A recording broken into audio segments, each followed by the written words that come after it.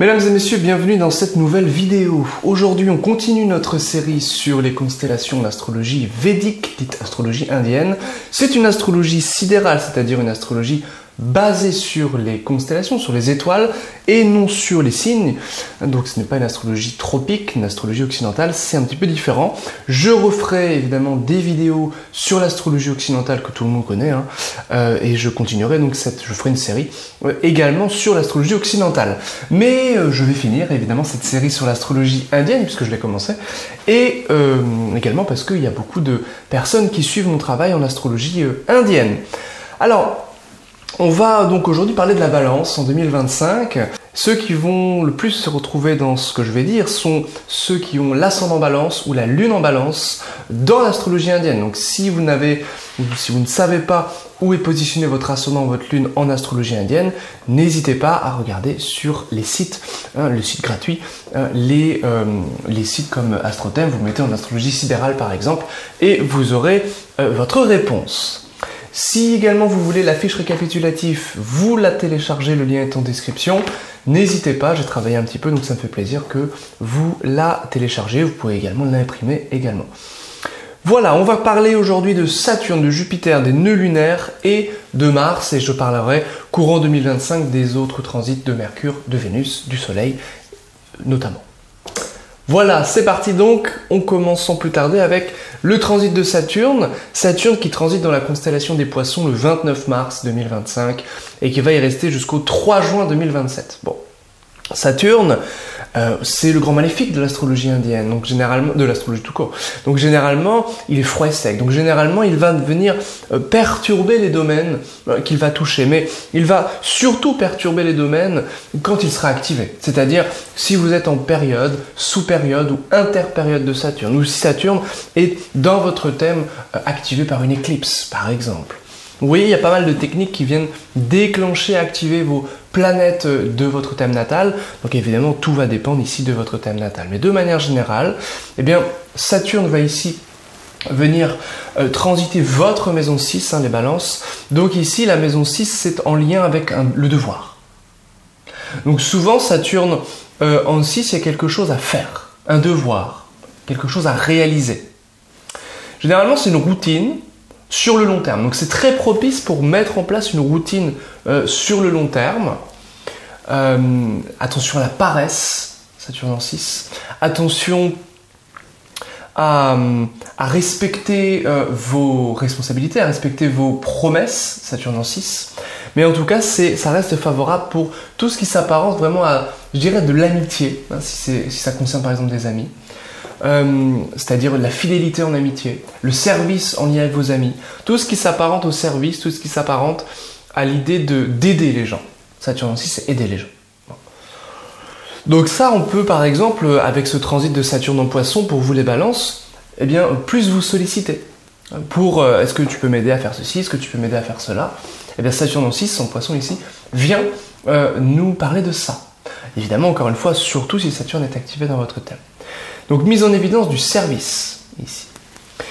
Ça favorise le devoir, la chose importante à accomplir. Bon. Les choses aussi du quotidien, les petits problèmes du quotidien peuvent ressurgir. C'est vrai, parce que c'est pas une maison facile, la maison 6. C'est la joie de Mars, donc c'est une maison problématique. Et ça peut évidemment symboliser des petits problèmes qui font que vous passez beaucoup de temps à essayer de les résoudre. C'est pas très sexy, mais c'est comme ça. La maison 6, c'est également... Alors, si vous êtes salarié, c'est votre sphère professionnelle, rapport aux collègues, etc.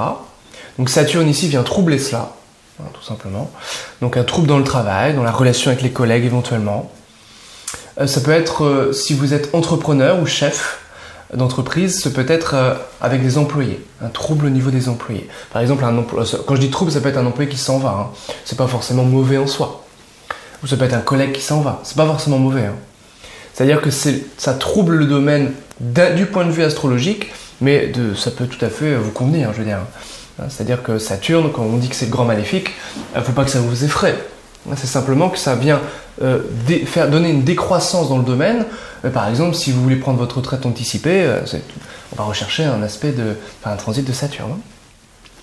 Donc ça peut quand même ici venir mettre l'accent vraiment sur l'effort, sur le surmenage. Parce que Saturne, c'est on met le temps, on passe son temps à faire quelque chose. Et ici, on passe son temps à travailler, maison 6. Hein, c'est le labeur. Vous savez ce que disait Manilius au 1er siècle, c'est la maison du labeur, l'axe du labeur, la maison 6. Bon, la maison 6, c'est autre chose aussi. Vous le savez, je pense, c'est la santé et ce sont les ennemis en astrologie indienne. Donc, Saturne en 6, on fait attention à sa santé. Surtout si dans votre thème natal, vous avez une autre indication d'un Saturne en maison 6. Ou en lien avec le maître de 6 qui sera ici pour vous, Jupiter. Donc attention quand même à la santé. Quelque chose qui peut s'installer entre 2025 et 2027. Entre 29 mars 2025 et le 3 juin 2027. Et quand ça peut s'installer, logiquement, durant votre interpériode de Saturne. Et logiquement, dans ces 2 ans et demi, vous aurez tous une interpériode de Saturne qui va arriver. Donc attention à ça, et ça peut être aussi... alors c'est surtout Mars en lien avec les ennemis, Saturne en 6, c'est plutôt en lien avec la santé. Si je réfléchis, je pense à l'analogie, on est plutôt sur ça. Donc Saturne en 6 ne devrait pas trop causer de problématiques, quand même, par rapport aux ennemis. Voilà des petites choses. Alors après, évidemment, on peut tout à fait compléter. Hein, c'est-à-dire qu'en utilisant par exemple les maisons dérivées, la maison 6 c'est la deuxième de 5. Donc on sait que ça va parler de l'alimentation des enfants, par exemple. Saturne en 6 peut contrarier l'alimentation des enfants. Un enfant peut avoir des difficultés à manger, par exemple. Bon, mais ici j'essaie de faire simple pour la vidéo, qu'elle ne dure pas trop longtemps. Donc voilà pour Saturne. Toujours un peu peur, mais il faut savoir que pour vous les balances, Saturne reste protectrice. Ça c'est important. J'aurais peut-être dû commencer par là. Saturne régit la 4 et la 5 dans votre thème, c'est-à-dire maître d'une maison angulaire, donc puissante la 4, maître d'une maison qu'on appelle Kona, donc bénéfique, hein, la maison 5. Donc maître d'une maison puissante et bénéfique, Saturne finalement devient bénéfique et puissant. Donc même s'il cause du retard, du délai, de la séparation ou un éloignement, il reste important au fond, il est bon. Il est bon. Ça veut dire quoi? Ça veut dire que malgré le retard et parfois un côté un peu désespoir dans le domaine en question, il donne. Il finit par donner. Par protéger. Donc ça c'est quand même sympathique. Jupiter. Donc Jupiter va transiter en Gémeaux le 14 mai 2025 jusqu'au 1er juin 2026. Donc Jupiter, vous le savez, c'est l'inverse de Saturne. Si Saturne est froid et sec, bah Jupiter il est chaud et humide.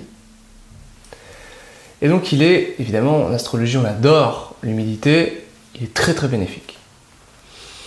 Jupiter, en Gémeaux, c'est votre maison 9. Donc la maison 9, c'est l'éducation.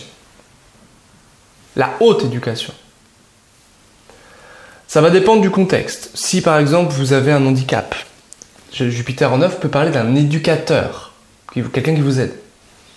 De manière générale, pour la plupart des gens, Jupiter en 9 va nous parler de votre éducation à vous, et donc ça peut être en lien avec le père, celui qui vous a éduqué, ou le professeur. Donc généralement, ça favorise le père, la vie du père ou la vie du professeur, Jupiter en 9. Mais ça peut donner un conflit avec celui-ci. Pourquoi? Parce que dans votre thème, Jupiter est maître de 6. Pour vous les balances, ascendant balance.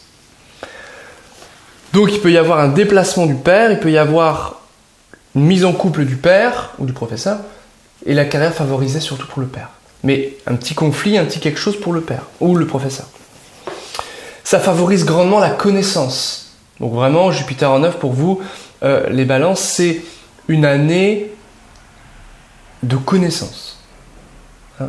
On a vu donc Saturne en 6 de devoir, de compréhension, plutôt de fait de résoudre des problématiques, problèmes du quotidien.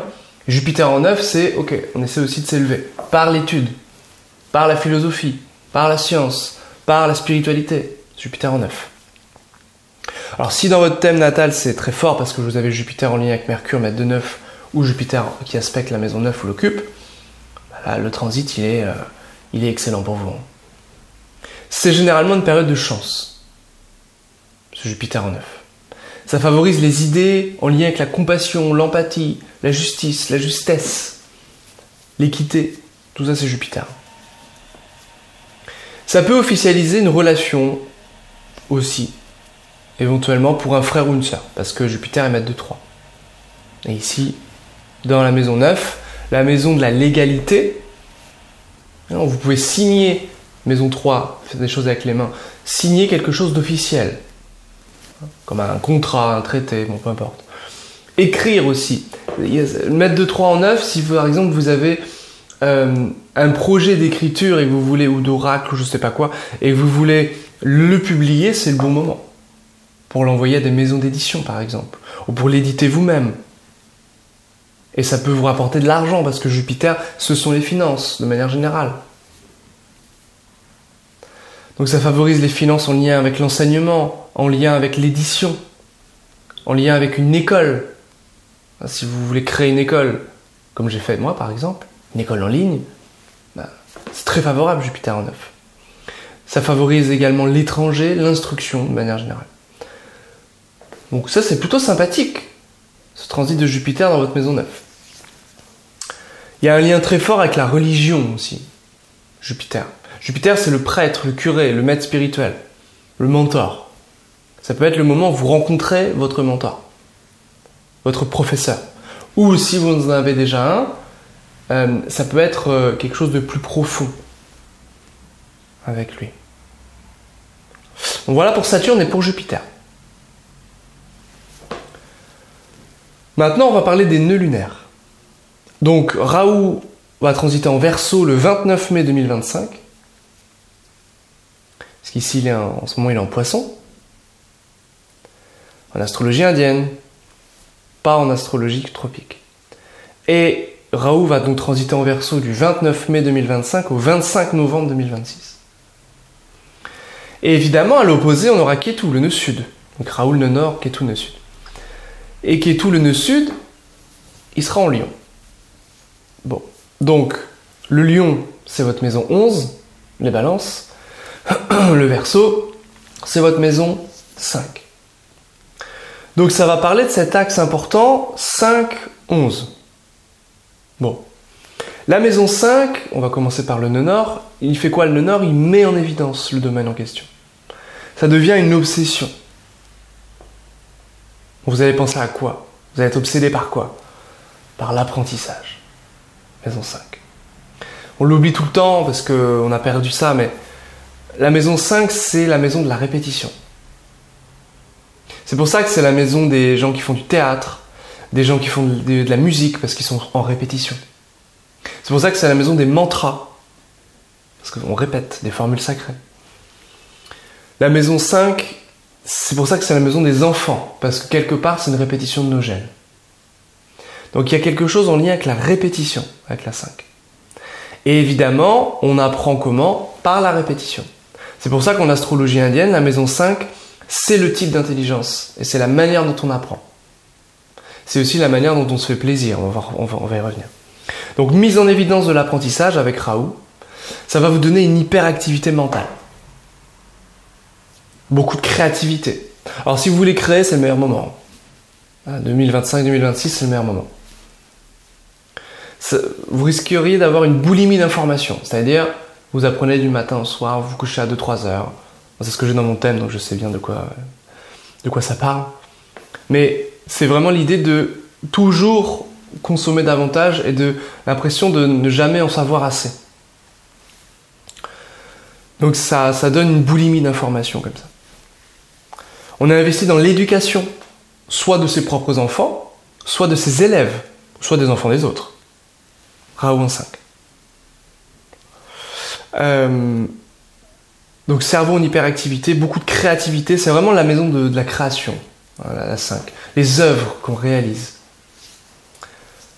Donc ça c'est assez intéressant. Et justement le fait que Saturne maître de 5 soit en 6, ça peut être aussi l'idée que une œuvre est créée au quotidien. Une œuvre long terme est créée au quotidien. Donc ça favorise vraiment la créativité. Alors bien sûr la maison 5, c'est aussi les plaisirs. La sexualité, c'est la joie de Vénus. Si on met Raoult dedans, ça peut donner des excès de plaisir, une boulimie justement au niveau des plaisirs charnels, au niveau des plaisirs de la table. On boit trop, on fume trop, on est avec des relations sans lendemain. On peut avoir des relations cachées, des relations toxiques, Raoult en maison 5, donc attention à ça. Ça perturbe assez la sérénité, ça facilite les soirées, évidemment, en fonction de votre contexte, hein, bien sûr. Mais sinon, vraiment, c'est très favorable, et puis au niveau de votre tempérament et de votre âge. Mais ça va vraiment faciliter la stimulation intellectuelle.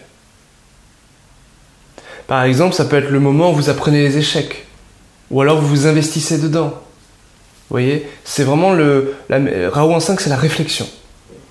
C'est s'intéresser à des sciences occultes, ou à des sciences très complexes, ou à des choses très précises, des choses de niche. Des nouvelles passions, des nouveaux hobbies, qui vous prennent beaucoup de temps. Une nouvelle passion à laquelle vous pensez sans cesse, Raoult en 5.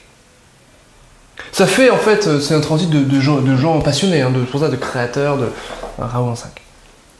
Et à l'opposé, Ketu en 11. Ketu en Lion.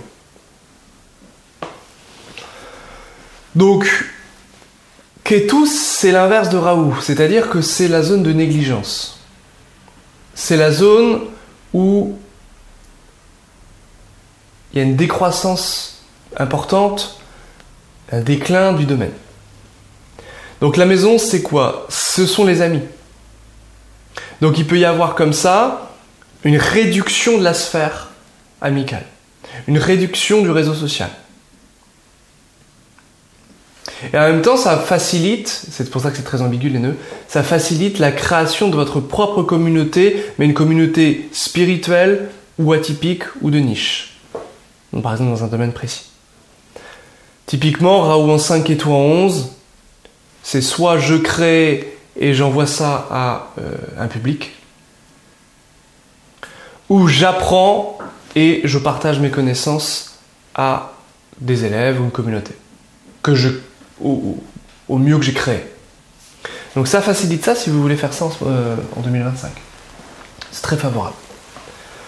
Par contre, pour un ami ou le frère ou la sœur plus âgée, donc fratrie plus âgée ou ami, maison 11, c'est pas terrible. Parce que Ketu peut donner des problèmes de santé. Surtout si dans votre thème vous avez Ketu en lien avec la maison 11. Là, ça va venir redonner réactualiser en fait cette promesse du thème natal. Alors, même si Ketu n'est pas tellement activé. Même si Ketu n'est pas tellement activé dans votre thème. Ça va quand même agir sur la maison 11. Donc généralement, il y a un éloignement. Ça peut être une perte d'avec un ami. Ça peut être un éloignement d'avec le frère, par exemple, la sœur. Alors, la maison, c'est la réalisation des désirs. Alors généralement, Ketu, il n'est pas très bon pour que le désir se manifeste. Ça sera plutôt Raoult. Mais Ketu, il est bon pour faire taire les désirs.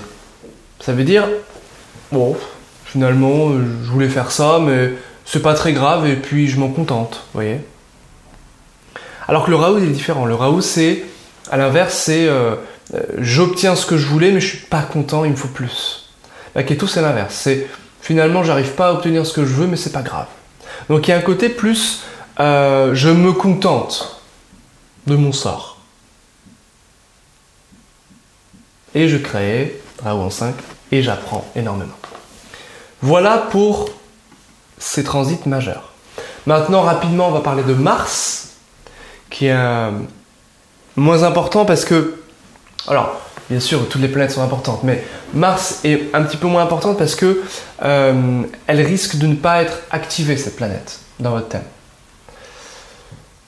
C'est pour ça qu'il faut que cette planète soit activée en période, sous-période, interpériode pour vraiment que ce soit parlant dans ce que je vais dire. Et surtout dans les thèmes de transit. Donc ça, c'est une technique très précise. Donc Mars en Gémeaux du 21 janvier au 2 avril. Donc là, c'est votre maison 9. Attention pour le père. Difficulté pour le père éventuellement. Maladie pour le père. Si Mars est activé, encore une fois. Mais beaucoup d'énergie tournée vers la défense de vos idées. Mars en 9, c'est les politiques. Politique ou quelqu'un qui va essayer de contrecarrer vos idées religieuses, spirituelles, vos conceptions de la vie, votre philosophie. Donc là, vous vous battez pour ça. Mars en Cancer, ici c'est votre maison 10, donc là c'est la carrière. Donc attention ici, il peut y avoir une petite difficulté au niveau de la sphère professionnelle, notamment au niveau d'une relation au travail. Mettre de 7 en chute en 10. Donc du 2 avril au 6 juin. Mars en Lion du 6 juin au 28 juillet. Beaucoup d'efforts fournis pour la réalisation d'un projet. Ici. Mais ça peut être aussi, comme il sera avec Ketu, ok, on abandonne un projet. C'est pas grave. C'est pas grave. Accident possible pour un ami ou pour la fratrie plus âgée. Donc si ça doit arriver, et si Mars et Ketu sont activés dans votre thème, ça sera entre juin et juillet particulièrement. Vierge, donc Mars en Vierge le 28 juillet au 13 septembre, baisse d'énergie, parce que c'est votre maison 12. La maison 12 agit en sous-régime. Ça peut être le moment où vous n'avez pas trop envie de bouger, vous restez un peu chez vous confiné. Ça peut être une baisse d'énergie comme ça. Période peu favorable pour les gains, mettre de 2 en 12, mettre de 7 en 12, donc ça peut être un petit éloignement aussi au niveau d'une relation, c'est possible. Mars en Balance du 13 septembre au 27 octobre, beaucoup d'énergie, parce que vous avez Mars sur vous, en Balance. Attention au surmenage, aux brûlures, Mars sur votre tête, aux inflammations, à ce que vous mangez, mettre de 2 en 1. Mais c'est favorable, ça reste favorable pour les gains et pour une relation. Alors, ça peut être aussi quelqu'un qui cherche à vous chercher des noises. Hein. Donc ça peut être quelqu'un, un ennemi entre guillemets un petit peu. C'est possible. Ou une relation passionnée, en fonction vraiment là de votre contexte, hein, ça va dépendre. Scorpion, du 27 octobre au 7 décembre, c'est votre maison 2. Donc là, bon, j'ai mis dépenses soudaines, mais c'est pas vrai, là, je me suis trompé dans mes notes. C'est au contraire, on vous rectifierait, c'est plutôt des gains. Hein. C'est plutôt favorable pour les gains, parce que Mars sera en Scorpion et régit vos gains. En revanche, vous risqueriez de blesser les gens par vos mots. Et il peut y avoir un changement, par exemple, dans une relation. Parce que la maison 2, c'est la 8e de 7. Donc changement, 8e de 7, la relation. Petite inflammation due à la nourriture, donc attention un petit peu à ce que vous consommez. Attention à la viande, les oignons, à tout ce qui pique, hein, la moutarde. Pas trop du 27 octobre au 7 décembre. Hein, vous faites ce que vous voulez, hein, ça vous risque des périls. Et puis Mars en Sagittaire, du 7 décembre au 16 janvier 2026. C'est votre maison 3. Donc là, c'est l'importance de la fratrie, si vous en avez une. Si vous avez des frères et sœurs, c'est important. Surtout les frères, Mars en 3. Mais ça peut parler d'un accident pour eux, d'un éloignement pour eux, mais aussi beaucoup de créativité pour eux, beaucoup d'apprentissage, mais plutôt concret, pratique, parce que Mars, c'est la technicité. C'est très favorable pour vous, au niveau de vos actions, au niveau de vos entreprises, au niveau des prises de risques, Mars en 3. Mars a vraiment une grande affinité avec la maison 3. Il lui a donné la plupart de ses qualités, hein, cette maison 3. C'est pour ça que Mars est en ordre chaldéen en maison 3. Voilà pour ces petits transits et ces petites prévisions de manière très générale. Donc si ça vous a plu, n'hésitez pas à liker, à partager, à vous abonner. C'est important, à télécharger également cette petite fiche récapitulative. Le lien est en description. Excusez-moi si j'étais un petit peu décousu dans mes explications, je suis un petit peu fatigué. Donc je vous dis à très bientôt pour la suite de cette série de vidéos. Et puis on fera également une vidéo sur les lunaisons. À très vite. Bye bye.